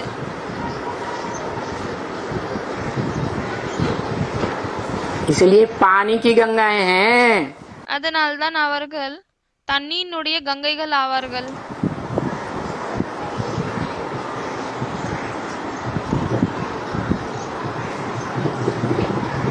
पानी का मंथन करने से कोई सार नहीं निकलता है। தண்ணியை கடைந்தால் எந்த ஒரு சாரமும் வெளியே வராது. वो पानी की गंगा भी அந்த தண்ணீனுடைய கங்கையும்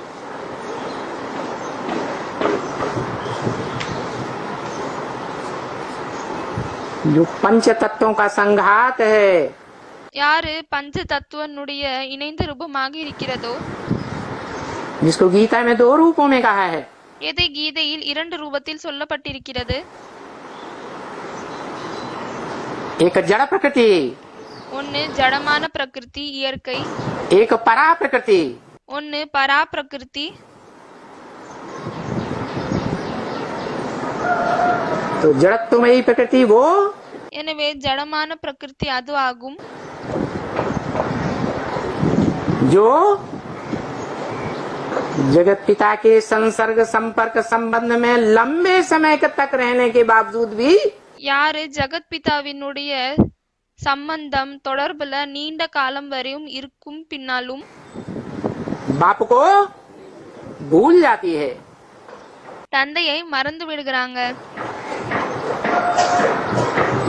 और चैतन्य प्रकृति वो பிறகு சைத்தன்யமான பிரகிருதி அவங்க ஆவாங்க. जो लंबे समय तक யார் நீண்ட காலம் வரை शारीरिक रूप से சரீர ரூபத்தில் इंद्रियों के मेल से உறுப்புகளின் தொடர்பின் மூலமாக बाप के साथ नहीं भी रह पाती தந்தையோடு இருக்கவும் முடியாது.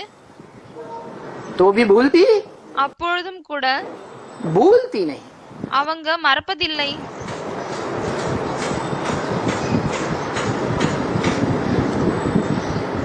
मन बुद्धि से மனம் புத்தி மூலமாக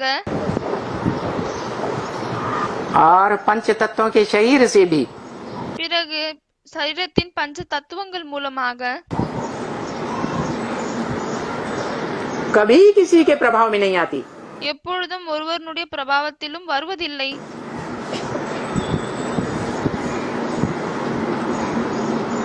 कभी किसी की प्रभावित होने वाली प्रजा नहीं बनती। எப்பொழுதும் யாருடைய பிரபாவத்தில் வரக்கூட பிரஜையாக ஆகுவதில்லை.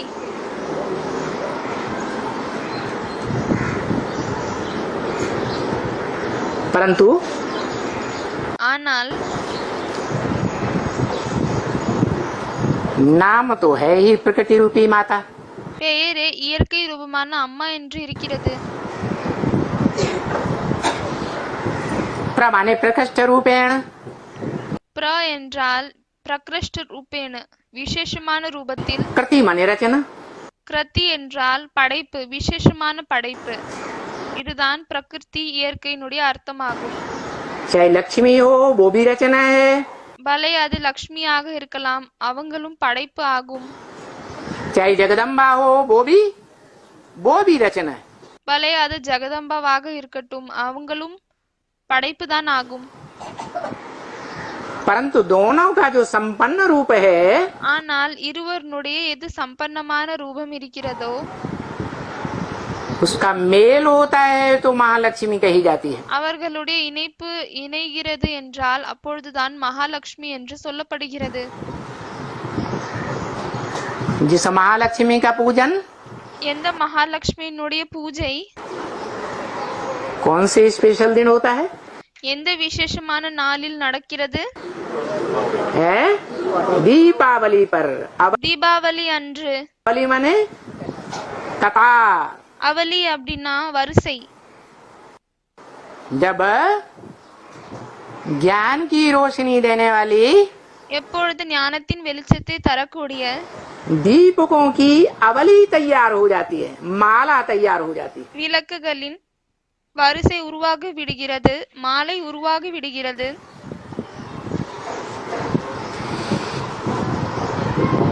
तब पूरी राजधानी स्थापन हो जाती। அப்பொழுது முழுமையாக ராஜதானி ஸ்தாபனையாகி விடுகிறது. जिस राजधानी की स्थापना के लिए எந்த ராஜதானியினுடைய படைப்பிற்காக तुम बच्चों को, குழந்தைகளாகிய உங்களுக்கு, जो डायरेक्ट बाप के सन्मुख बैठने वाले बच्चे हैं, யாரு டைரக்டாக தந்தைக்கு முன்னால் அமரக்கூடிய குழந்தைகளாக இருக்கிறார்களோ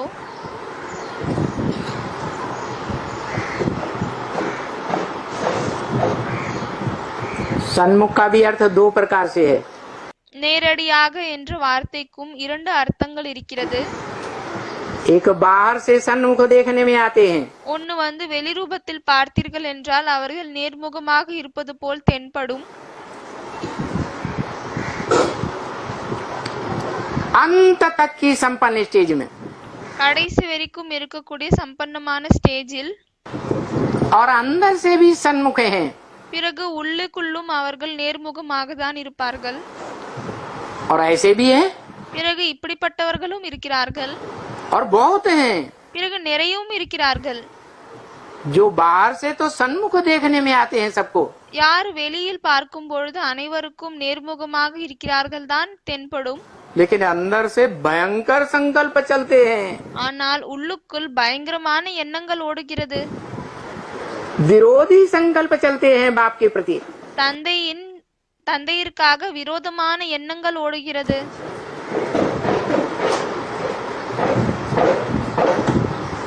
तो अंत तक की संपन्न राजधानी में எனவே கடைசி வரைக்கும் இருக்கக்கூடிய சம்பன்னமான ராஜதானியில் जुड़ नहीं पाते।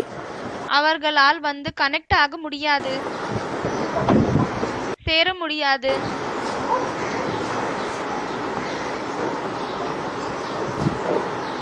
ऐसे राजा की இப்படிப்பட்ட ராஜாவினுடைய धारणा शक्ति रूपी राजधानी தாரண சக்தியாக இருக்கக்கூடிய ராஜதானி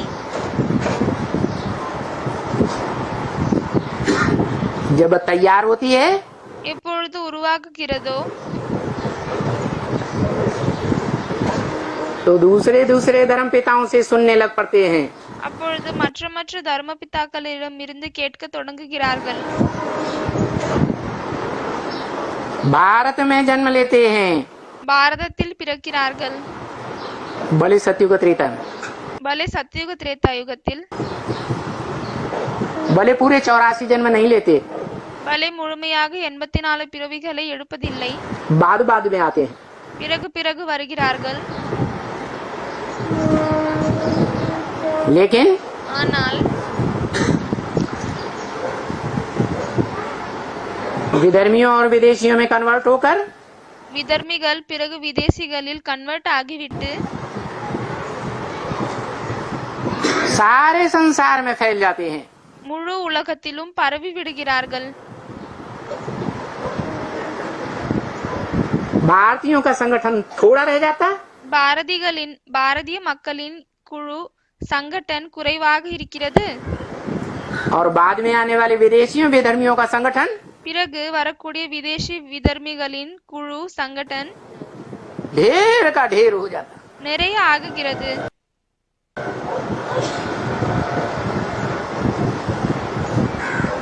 पता ही नहीं चलता कौन स्वदेशी है स्वधर्मी है। யாரு சுய தேசத்தை சேர்ந்தவர்கள் சுய தர்மத்தை சேர்ந்தவர்கள் ஸ்வதேசி ஸ்வதர்மி யாருன்னே தெரிய வர மாட்டேங்கிறது. कौन विदेशी है विधर्मी है। யார் வெளிநாட்டை சேர்ந்தவர்கள் விதேசிகள் விதர்மிகள். कारण இதனுடைய காரணம் कारण कि जो साकार निराकार का मेल எந்த சாக்கார் பிறகு நிராகாரனுடைய இணைந்த ரூபம் सोमनाथ मंदिर में जिसकी यादगार दिखाई गई சோம்நாத் கோவிலில் யாருடைய நினைவார்த்தம் காமிக்கப்பட்டிருக்கிறதோ शिवलिंग சிவலிங்கம் वो स्वयं ही அவர் சுயம் தானே सारे जगत से प्रभावित हो जाता है। முழு உலகத்தின் பிரபாவத்தில் வந்து விடுகிறார். यहाँ तक कि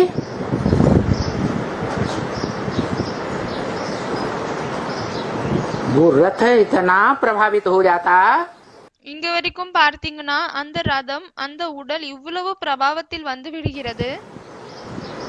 जो सीढ़ी के चित्र में नीचे दिखाया गया யாரை ஏணிப்படி சித்திரத்தில் கீழே காமித்திருக்கிறார்கள். पेट की रोटी तन के कपड़ों வயிற்றுக்காக ரொட்டி உடலுக்காக துணி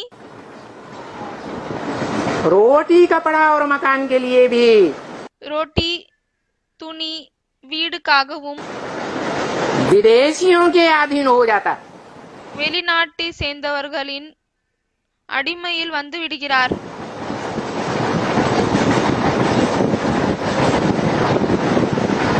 मूल रूप में जानेंगे तो जगत पिता है। முக்கியமான ரூபத்தில் பார்த்தீங்கன்னா அவர் உலகத்துக்கே தந்தை ஆவார். 500-700 करोड़ का पिता 500-700 கோடிக்கு தந்தை. जैसे परिवार में எப்படி ஒரு குடும்பத்தில் बच्चे कहाँ से जन्म लेते हैं குழந்தைகள் எங்கிருந்து பிறக்கிறார்கள்? हैं?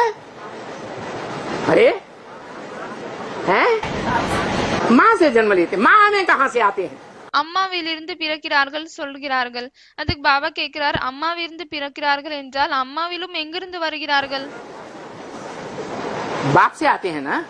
தந்தையிடமிருந்து வருகிறார்கள் இல்லையா? जो बाप साकार और निराकार का मेल होता है எந்த தந்தை சாக்கார் பிறகு நிராகாரனுடைய இணைந்த ரூபமாக இருக்கிறார். निराकार आत्मा और साकार शरीर நிராகார் ஆத்மா பிறகு சாக்கார உடல். ऐसे ही ये मनुष्य सृष्टि அதே போல்தான் இந்த மனித உலகம் का जो एक बीज है இந்த மனித உலகத்தினுடைய எந்த ஒரு விதை இருக்கிறாரோ जो शिव के मंदिरों में यादगार रूप में दिखाया जाता है। யாரை சிவனுடைய கோவிலில் நினைவார்த்த ரூபத்தில் காமிக்கப்படுகிறது. जिसका गहरा अर्थ दुनिया में कोई नहीं जानते। எதனுடைய ஆழமான அர்த்தத்தை உலகத்தினர் யாரும் அறிய மாட்டார்கள். न भारतवासी जानते हैं பாரத மக்களும் அறிய மாட்டார்கள். न विदेशी जानते हैं न विधर्मी जानते हैं। விதேசிகளும் அறிய மாட்டார்கள் விதர்மிகளும் அறிய மாட்டார்கள். क्यों? ஏன்? क्योंकि बाप का परिचय ஏனென்றால் தந்தையினுடைய அறிமுகம் बाप के सिवाय தந்தையை தவிர कोई दे ही नहीं सकता। வேற யாராலையுமே தர முடியாது.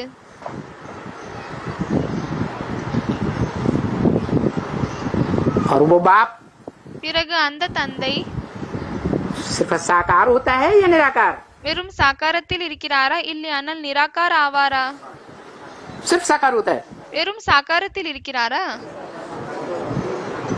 संपन्न रूप साकार சம்பன்னமான ரூபம் சாகாரம், और संपन्न रूप निराकार। பிறகு சம்பன்னமான ரூபம் நிராகார்। संपन्न रूप निराकार का मतलब है சம்பன்னமான ரூபம் நிராகார் என்ற அர்த்தம் என்னவென்றால் सत्यधाम वासी, சத்ததாம் வாசி, அதாவது உண்மையான தாமத்தில் வசிக்கக்கூடியவர்। जो बाप शिव का विरुद्ध है, எந்த தந்தை சிவனுடைய ப்ராமிஸ் ஆகும்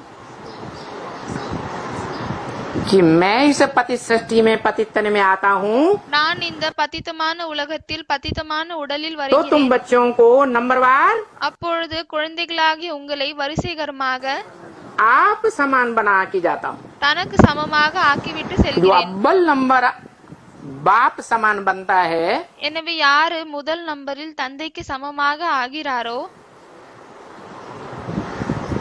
बीज रूप स्टेज में விதைரூபமான நிலையில் निरंतर का अभ्यासी, நிரந்தரமாக பிராக்டிஸ் பண்ணக்கூடியவர்,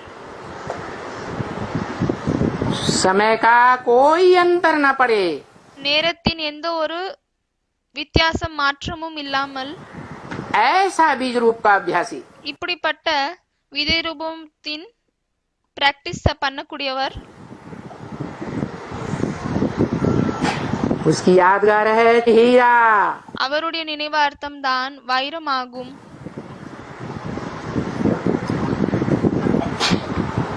जो आखिरी पत्थर बुद्धि बन जाता है, யார் கடைசியில் கல்லு புத்தி போல் ஆகிவிடுகிறார்। किस बात में पत्थर बुद्धि बन जाता है? எந்த விஷயத்தில் கல்லு புத்தி ஆகுகிறார்? है? कोई प्रूफ और प्रमाण होना चाहिए या नहीं? ஏதாவது ஒரு ப்ரூஃப் சாட்சி இருக்க வேண்டுமா இல்லையா? जो शिव बाप कहते हैं, எதை சிவ தந்தை சொல்கிறார்? तुम बच्चों को குழந்தைகளாகிய உங்களுக்கு प्रूफ और प्रमाण के बगैर कोई बात माननी ही नहीं चाहिए। ப்ரூஃப் இல்லாமல் எந்த ஒரு விஷயத்தையும் ஏற்றுக்கொள்ள கூடாது। बुद्धिमान बाप के बुद्धिमान बच्चे புத்திமான் தந்தையினுடைய புத்திமான் குழந்தைகள் बिना प्रूफ प्रमाण के कोई बात எந்த ஒரு விஷயத்தையும் ப்ரூஃப் இல்லாமல் मानते ही नहीं। ஏற்றுக்கொள்ளவே மாட்டார்கள்। वो क्या प्रूफ है? எனவே அது எந்த ப்ரூஃப் ஆகும்? कि मनुष्य सृष्टि की बीज रूप आत्मा, सार रूप आत्मा, என்னவென்றால் மனித சிருஷ்டியினுடைய விதைரூபமான ஆத்மா, சாரத்தில் இருக்கக்கூடிய ஆத்மா, वो भी पत्थर बुद्धि बन जाती है। அவரும் கல் புத்தியாக ஆகிவிடுகிறார்। இதற்கு என்ன சாட்சி உள்ளது? पत्थर समान बन जाती है। அவர் கல்லுக்கு சமமாக ஆகிவிடுகிறார்। जैसे எப்படி? मुरली में बोला ब्रह्म वाक्य, முரளியில் பிரம்ம வாக்கியம் இருக்கிறது, சொல்லியிருக்கிறார்। साकार और निराकार के मेल में से சாகார் பிறகு நிராகாரனுடைய இணைந்த ரூபத்தில் இருந்து शिव को हटा दो சிவனை எடுத்து விடுங்கள், तो क्या रह जाएगा? அப்பொழுது என்ன இருக்கும்?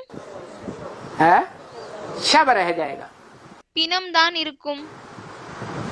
जीवंत या निर्जीव? உயிர் இருக்கக்கூடியவரா இல்ல உயிர் இல்லாதவரா? है? निर्जीव। உயிர் இல்லாதவர்। पत्थर कैसा होता है?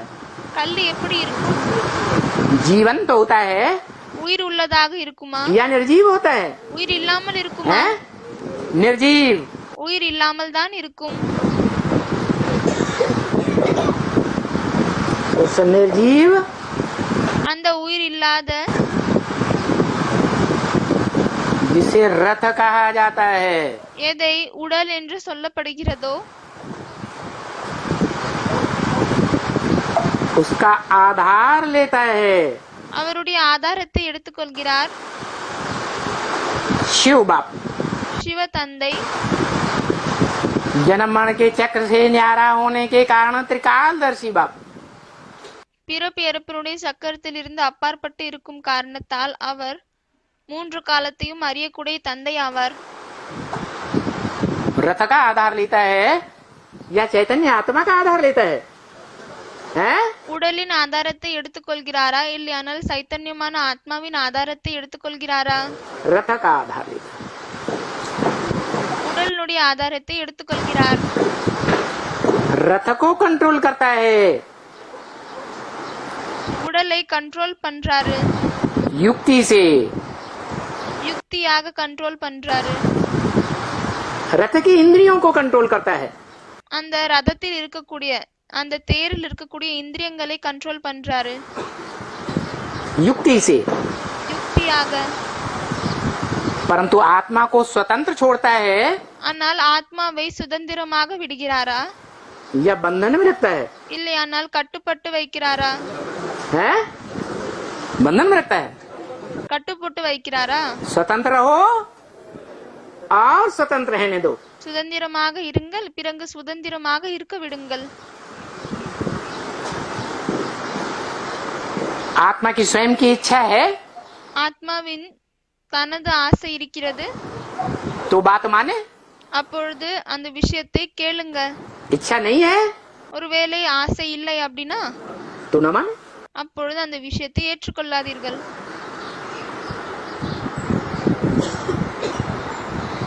सभी आत्मा रूपी बच्चों के लिए एक नियम अपनाता है அனைத்து ஆத்மரூபமான குழந்தைகளுக்கு ஒரு நியமத்தை தான் தனதாக்கிக் கொள்கிறாரா या अलग अलग नियम अपनाता है? இல்லையானால் தனித்தனி நியமங்களை தனதாக்கிக் கொள்கிறாரா? एक ही नियम. ஒரே ஒரு நியமம் தான்.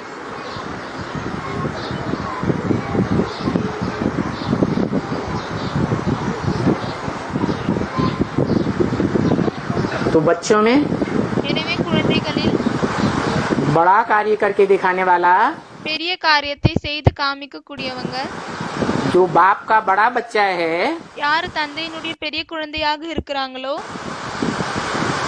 जिसमें बाप की प्रॉपर्टी எதுல தந்தையினுடைய சொத்து क्या बताई? என்ன சொன்னாரு? सत्य, சத்து அப்படின்னா உண்மை, ज्ञान. உண்மையான ஞானம். सत्य का ज्ञान या असत्य का ज्ञान? உண்மையின் ஞானமா இல்லையானால் பொய்யினுடைய ஞானமா? सत्य का ज्ञान, உண்மையின் ஞானம் जिसमें सत्य भाव 100% आ जाता है. யாருல சத்தியமான பாவனை 100% வந்து விடுகிறது.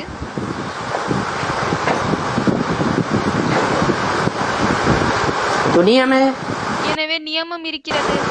कोई भी बाप के बड़े बच्चे में எந்த ஒரு தந்தையினுடைய பெரிய குழந்தையிலும் जो लौकिक बाप होते हैं யார் லௌகிக தந்தை இருக்கிறார்கள் उनके अंदर அவர்களுக்குள் जो सत्य की शक्ति होती है எந்த உண்மையினுடைய சக்தி இருக்கிறதோ जो माता के द्वारा धारण कराई जाती है எது அம்மாவின் மூலமாக தாரணை செய்யப்படுகிறதோ धारण करने वाली माता தாரணை செய்யக்கூடிய அம்மா अगर सच्ची है, ஒருவேளை உண்மையாக धरणी இருந்தால் सच्ची है, அந்த பூமி உண்மையாக இருந்தால் शुद्ध है, சுத்தமாக இருந்தால் तो उसका प्रभाव भारत में ही देखा जाता है सती के रूप में. எனவே அதனுடைய பிரபாவத்தை தான் பாரதத்திலே சத்தியாக பார்க்கப்படுகிறது. जिन्हें शिव शक्ति कहा जाता है, யாரை சிவசக்தி என்று சொல்லப்படுகிறது? जिन्हें शिव शक्तियों के द्वारा எந்த சிவசக்தியின் மூலமாக नई दुनिया की राजधानी की स्थापना होती है. புதிய உலகத்தின் ராஜதானியின் ஸ்தாபனை நடக்கிறது. स्वर्ग के गेट खोले जाते हैं. ஸ்வர்க்கத்தின் கேட் திறக்கப்படுகிறது.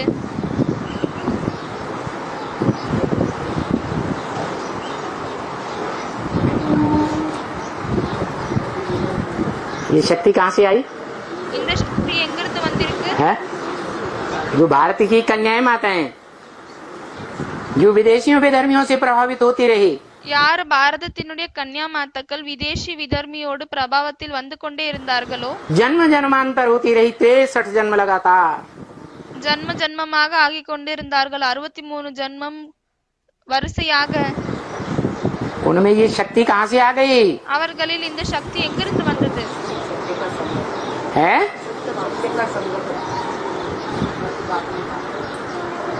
कहाँ से आ गई और कब आ गई?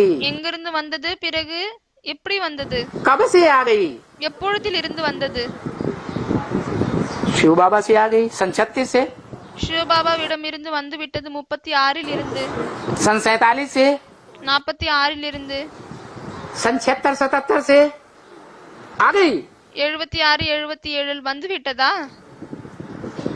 अरे आ गई या नहीं आ गई? அரே வந்து விட்டதா இல்லையா? வந்து விட்டதா? आ रही है. யாரோ சொல்றாங்க வந்து கொண்டே இருக்கிறது. பாபா சொல்றார் வந்து கொண்டே இருக்கிறதா? अच्छा आह्वान हो रहा है. நல்லது, அழைக்கப்படுகிறது. विजय माला का आवाहन हो रहा है. விஜய் மாலாவை அழைக்கப்படுகிறது. माला माने संगठन. மாலா என்றால் சங்கடன், குழு. उस संगठन का कोई मुखिया भी होता है. எனவே அந்த சங்கடனுக்கு யாராவது ஒரு எஜமானரும் இருக்கிறாரு. जिसे शहद की रानी कहते हैं. எதை தேனின் ராணி என்று சொல்லப்படுகிறது. शहद की रानी को தேனின் ராணியை नियंत्रित कर लिया जाए கண்ட்ரோல் பண்ணிட்டா तो रिजल्ट क्या आता है? அப்பொழுது என்ன ரிசல்ட் வெளியே வருகிறது? है? है? सारी शहद की मक्खियों का झुंड முழு தேனினுடைய கூட்டம் रानी के पीछे आ जाता है. ராணியினுடைய பின்னாலே வந்து விடுகிறது. देर नहीं लगती है. நேரம் பிடிப்பதில்லை, தாமதமாகுவதில்லை. जैसे रावण की नाभि में जहाँ 16,000 नाड़ियां इकट्ठी होती हैं, எப்படி ராவணனுடைய தொப்புளில் எங்கு 16,000 நரம்புகள் ஒன்று சேருகிறது. एक बाण लगा ஒரே ஒரு அம்பு வீசினாரு, और रावण दरअसल हो गया. பிறகு ராவணன் இறந்து விட்டான். जो बोला भारत माता शिव शक्ति अवतार अंत का यही नारा है. இதற்காக சொல்லப்பட்டிருக்கிறது பாரத் மாதா சிவசக்தி அவதார் அந்த கா யஹி நாரா ஹை. அதாவது பாரத மாதாக்கள் சிவசக்தி அவதாரங்கள், இது கடைசியினுடைய பாடலாகும். तो दक्ष से राजधानी स्थापन हो जाती है. எனவே உடனடியாக ராஜதானி ஸ்தாபனையாகி விடுகிறது. जो बाप का कहना है, இது தந்தையினுடைய सुप्रीम सोल बाप का, சொல்லப்படும் விஷயமாகும். சுப்ரீம் சோல் தந்தை சொல்கிறார், कि मैं आता हूँ तो दक्ष से तुम्हारी राजधानी स्थापन कर देता हूँ. என்னவென்றால் நான் வருகிறேன், அப்பொழுது உடனடியாக ராஜதானியை ஸ்தாபனை செய்து விடுகிறேன். है? कि 80 साल लगते हैं? இல்லையானால் 80 வருடம் பிடிக்கிறதா? है? नहीं. இல்லை. अखंड पूरी राजधानी स्थापन कर देता हूँ. முழுமையான ராஜதானியை ஸ்தாபனை செய்து விடுகிறேன். कि अधूरी राजधानी स्थापन कर देता हूँ. இல்லையானால் அரைகுறையான ராஜதானியை ஸ்தாபனை செய்கிறேனா? है? अखंड संगठन, ऐसा संगठन तुम ब्राह्मणों का बन जाएगा. அகண்டமான சங்கடன், இப்படிப்பட்ட அதாவது கண்டனமாகாத சங்கடன், இப்படிப்பட்ட பிராமணர்களின் சங்கடன் உருவாகிவிடும். जिसमें एक भी भिखारी पांव भी नहीं रख सकेगा. இதுல ஒரே ஒரு விகாரி கூட காலை வைக்க முடியாது.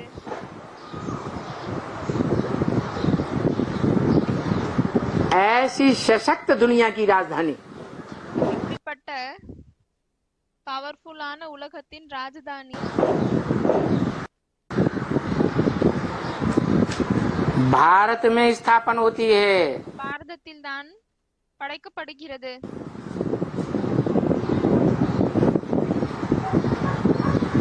और सशक्त राजधानी स्थापन हो गई பிறகு பவர்ஃபுல்லான ராஜதானி ஸ்தாபனை ஆகிவிட்டது.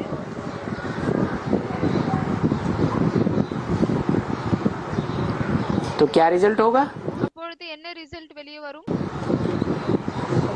दुनिया के जो देहधारी धर्म गुरुओं के द्वारा स्थापन की हुई धर्म की मान्यताओं वाली உலகத்தில் தேகதாரி தர்ம குருக்கள் மூலமாக உலக பரம்பரை கொண்ட ராஜதானி இருக்கிறது. यूनिटी है, ஒற்றுமை இருக்கிறது. वो ध्वस्त होने में देर लगेगी, அது விழுவதில் நேரம் பிடிக்குமா? 80 साल लगेंगे 80 வருடங்கள் பிடிக்குமா? या थोड़े में ही नष्ट हो जाएगी? இல்லையானால் குறைந்த நேரத்திலே அது அழிந்து விடுமா? जो आदि में भी 10 साल लगे थे. எது ஆரம்பமோ அதுதான் கடைசி. எனவே ஆரம்பத்திலும் 10 வருடம் பிடித்தது. बीज रूप आत्माओं का संगठन तैयार हुआ था. விதை ரூபமான ஆத்மாக்களின் சங்கடன் ஒன்று சேர்ந்தது.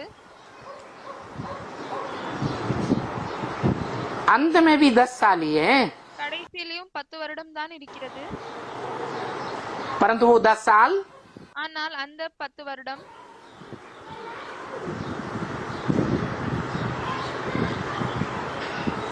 बाप के जो सिकील दे बच्चे हैं, தந்தையினுடைய அன்பான குழந்தைகள் இருக்கிறார்கள், उनके लिए हैं அவர்களுக்காக இருக்கிறதா? या विदेशियों विधर्मियों के लिए हैं? இல்லையானால் விதேசிகள் விதர்மிகளுக்காக இருக்கிறதா? हैं? विदेशियों विधर्मियों के लिए आखिरी 10 साल हैं. விதேசி விதர்மிகளுக்காக தான் கடைசி 10 வருடம் இருக்கிறது.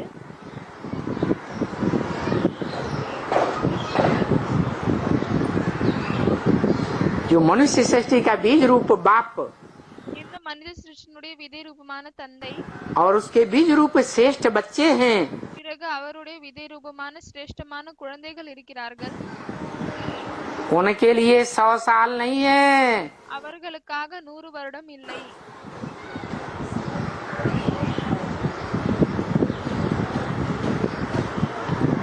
ऐसे नहीं समझना है இப்படி புரிந்து கொள்ளக்கூடாது. कि अभी 20 साल पड़े हैं. இப்பொழுது 20 வருடங்கள் இருக்கிறது. सन 17-18 में 17-18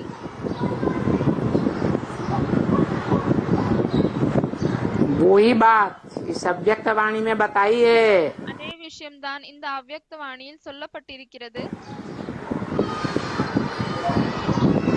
कि अभी अंत समय है. இப்பொழுது கடைசி நேரம் வந்து விட்டது. ये बाप का संदेश இந்த தந்தையினுடைய செய்தியை 500-700 करोड़ तक पहुंचाना है. 500-700 கோடி வரை எடுத்து செல்லணும். कि सारी मनुष्य सृष्टि का जो एक बाप है என்னவென்றால் முழு மனித சிருஷ்டியினுடைய எந்த ஒரே ஒரு தந்தை இருக்கிறாரோ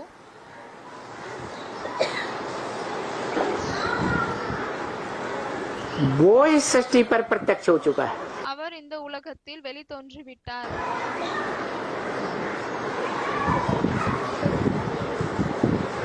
जिस साकार बाप से எந்த சாக்கார தந்தையின் மூலமாக साकार मनुष्य सृष्टि का சாக்கார மனித சிருஷ்டியினுடைய साकार वर्षा मिलता है या निराकार वर्षा मिलता है? சாக்காரமான ஆஸ்தி கிடைக்கிறதா இல்லையானால் நிராகார ஆஸ்தி கிடைக்கிறதா? स्वर्ग साकार होगा या निराकार होगा? ஸ்வர்க்கம் சாக்காரமாக இருக்குமா இல்லையானால் நிராகாரமாக இருக்குமா? धनवान बाप धन का वर्षा देता है, பணக்கார் தந்தை பணத்தினுடைய ஆஸ்தி கொடுக்கிறார். जमींदार बाप जमीन का वर्षा देता है. நிலம் இருக்கக்கூடிய தந்தை நிலத்தை சொத்தாக தருகிறார். जो स्वस्थिति में स्थित होने वाला होगा सदाकाल, யாரு எப்பொழுதும் சுயஸ்திதியில் நிலைக்கக்கூடியவராக இருக்கிறாரோ साकार या निराकार? சாக்காரமா இல்லையானால் நிராகாரா? पहले स्वयं से स्थिति में स्थित हो, முதலில் சுயம் சுயஸ்திதியில் நிலைப்பாரா तब बच्चों को वर्षा देगा அப்பொழுது குழந்தைகளுக்கு ஆஸ்தியை கொடுப்பாரா? जो बच्चे साकार में हैं। எந்த குழந்தைகள் சாகாரத்தில் இருக்கிறார்கள்?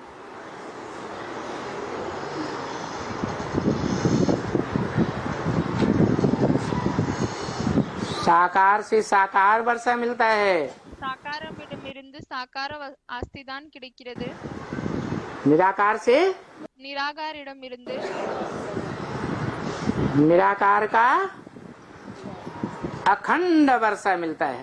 நிராகாரனுடைய கண்டனமாகாத ஆஸ்தி கிடைக்கிறது.